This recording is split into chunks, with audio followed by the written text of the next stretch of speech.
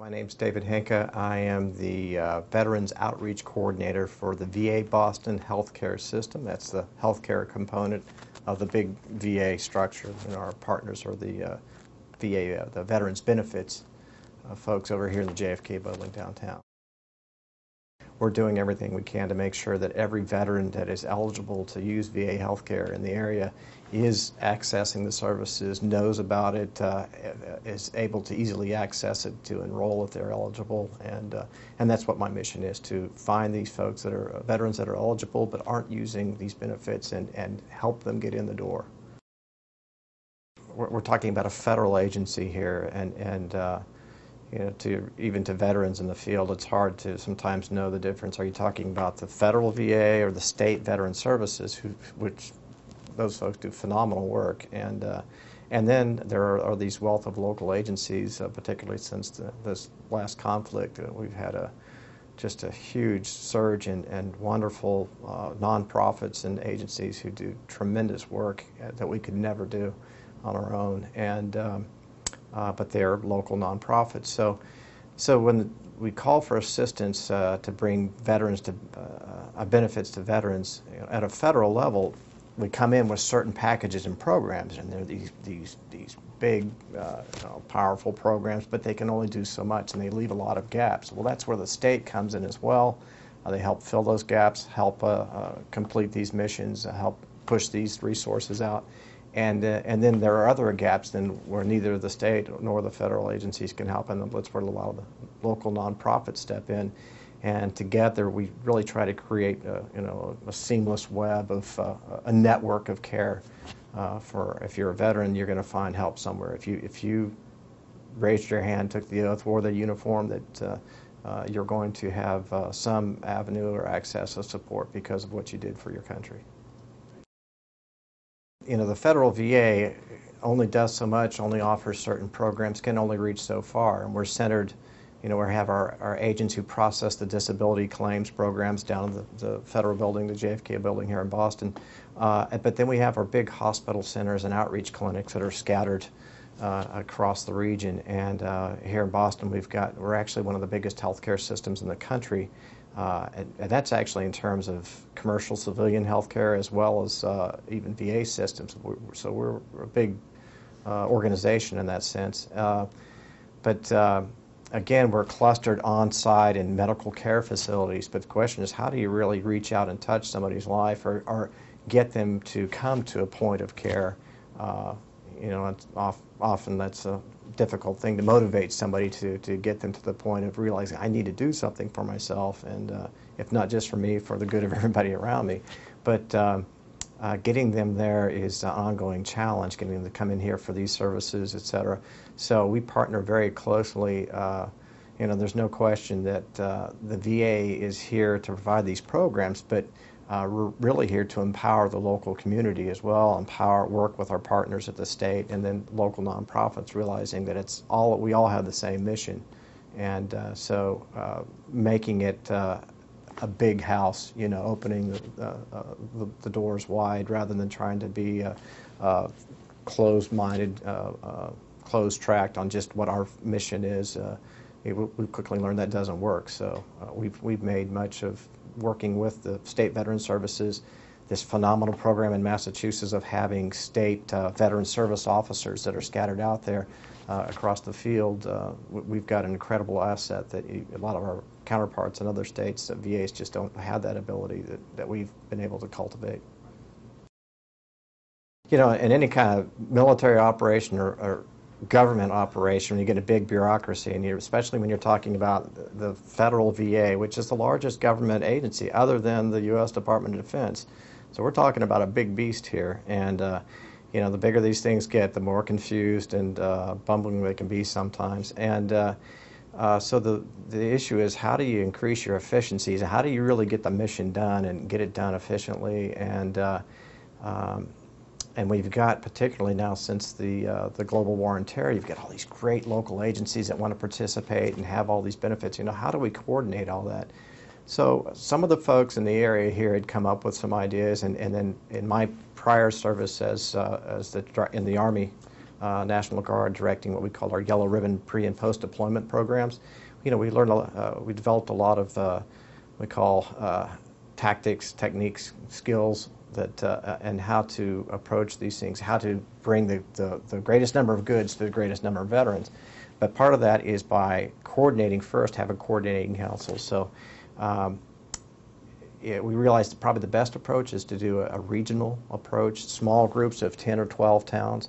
So some of the folks that started this first, and I was I got to benefit from the experience of some folks who'd started down this path, but they created the Plymouth Veterans Council, basically, which became a regional grouping of really catering to these town veteran service officers, how to empower them with knowledge about all these VA programs and all these state veterans programs, but how to empower them to know how to pass that word on to the veterans that they're talking to on a daily basis, these folks that are coming into the town hall looking for benefits and services. So we decided, well, let's take it to them.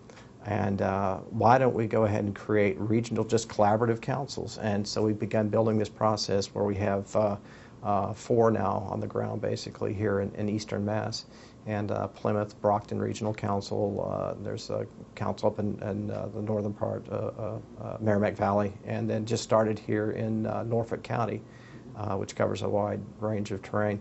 But these are monthly, I'm sorry, these are quarterly meetings, so once every 3 months, pull together a group from 10 or 12 towns, and we bring in the things that are most important to veterans, jobs and health care and financial support, career guides, et cetera. But we bring in the employment folks and then the VA services and the town, again, the focus being the town veteran service officers from that region, and then anybody else at, American Legion, VFW, Iraq,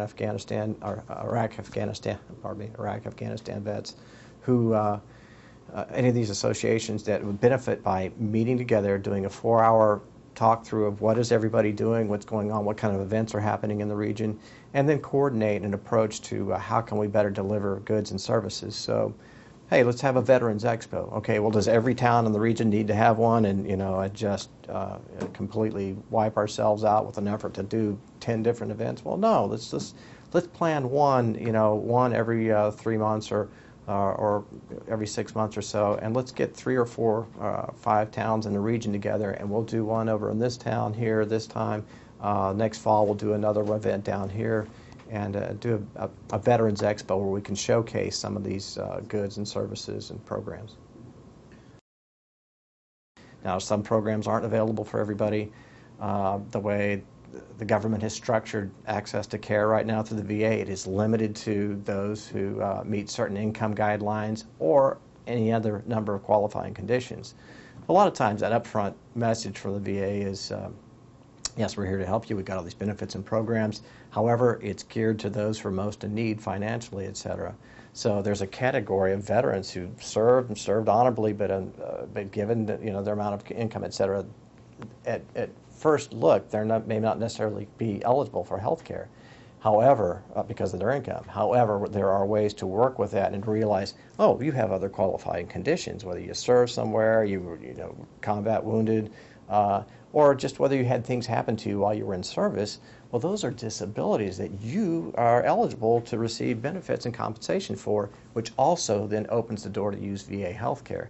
So first look, sometimes thoughts that, well, it's too complicated or I can't get in, they tell me I'm not eligible. That may not necessarily be true. So that's one of our tasks, is to get that word out, help folks negotiate the maze sometimes.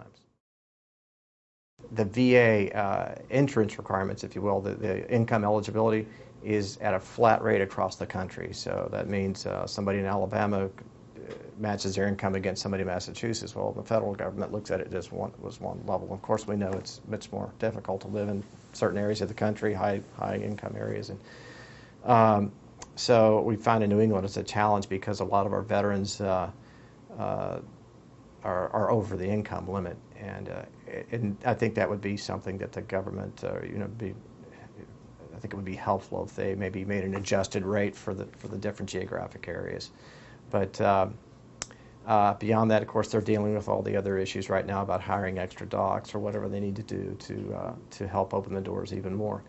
Our challenge It's good to see that here in New England that the leadership here has made a point of, for example, creating this position and saying, you know, we need to get folks in the door here, and whatever it takes to do that. And we've got a great director, Mr. Ing, Vincent Ing here for the Boston VA, has made it a point to say, I want that door open. If that means working with with the State Department of Veterans Services and Coleman Nee, the secretary there, any of these other local agencies, and I've sat with many meetings where he's wanted these people to come in and sit and talk about how the VA can support their missions and how we can work together to reach vets, because it is a challenge when it comes down to it, whether it's marketing, et cetera, to how to get that contact how to take action that's going to change somebody's life, to get them motivated to take those steps to start taking care of themselves.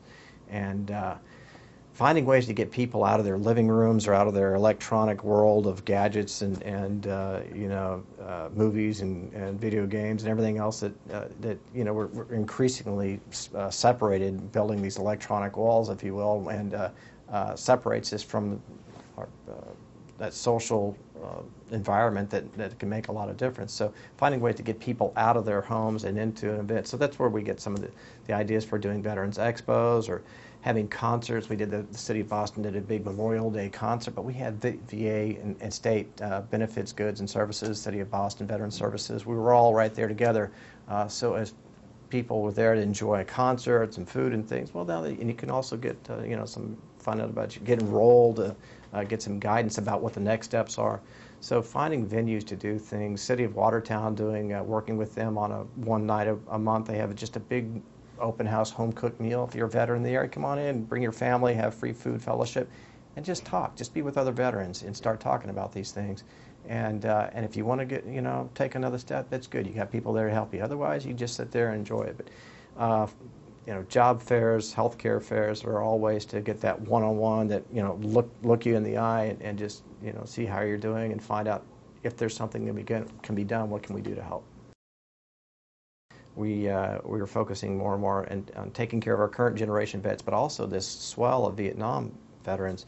And part of the challenges the VA's had to deal with is the largely increased numbers. Are a lot more vets that started coming through the doors from the Vietnam generation because they watched what was happening, and as they saw the government reacting and actually finally working outside of the box and bringing in outside agencies and trying to provide different services, things that they weren't getting back in the 60s and 70s, they said, wow, and that's actually for us too. And they said, yeah, it's for any veteran. So as that message is spread, we've had tens of thousands of Vietnam veterans starting to pour in the doors, which has made it a challenge for the VA because they have had a vastly increased workload. You can look at it from 2006, 7, and 8 as the word got out more and more, and watch what was how we were trying to care for the current generation vets. Vietnam vets have been picking up on it, so they've been coming in increasing numbers.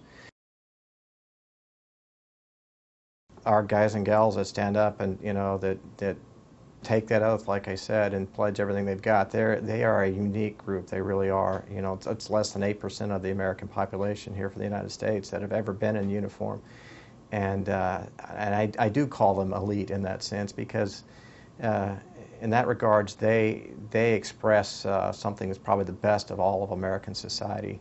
They're the ones who are willing to sacrifice first, the ones who don't want to take a handout, the ones who are willing to work to do whatever it takes to get the mission done, take care of others first, mission first, others first, guys and gals beside me first before myself. So getting them to understand, veterans sometimes to understand that, because of your pledge of your commitment, which includes up to and including your life, given that war fighting is our mission, and along with nation building, et cetera. But that can, it's a dangerous vocation, and because of your commitment to do that at one point in your life, you've earned these things. So you need to take advantage of them. The government set it aside. It's sitting there. If we don't use it, one, it's likely to go away, and two, these are benefits for families as well. The care, the money that people save by using VA programs, et cetera, or even the state programs, anything that's out there for them, the money they save doing that, it can only benefit the folks around them as well. And part of it too is just getting people to realize I need to do something good for myself, or I need to if you look at it from a military's perspective, it's kind of what we call preventive maintenance. Every military person knows the first thing you do, and they teach us from day one, is that you don't run, take a nap, and go out to eat first. After a mission, the first thing you do is you take care of your equipment, your vehicles, your weapon systems, communications, anything that you're responsible for. Those things have to be up and running first. Then you take care of yourself. But when it comes down to it, us as human beings, we are mental, emotional, spiritual, physical, work on the same way. We need to be calibrated, and we need to be that regular maintenance as well. And that's where healthcare comes in. Hadn't always thought of it that way, but as you think about it, it really is roughly the same system. So a lot of veterans will say, or any of us will say, well, I don't need to worry about it. When I break down, I'll go and take care of it. But as I've met a couple of great veterans, they said, so you're telling me you come back from a patrol in Vietnam and you take your machine gun and throw it in the corner and run off to the chow hall or go watch a movie? Like, no, first thing I did was, clean that thing up, make sure it was working. And same principle. Look, you've been given this great gift, and here's this body that you've got to rely on. You're just going to wait for it to break down? And I've had so many veterans just watch that light bulb turn on and pop on. They said, yep, sign me up. I need to go into the VA. I need to go in and start getting my health care, get some things taken care of.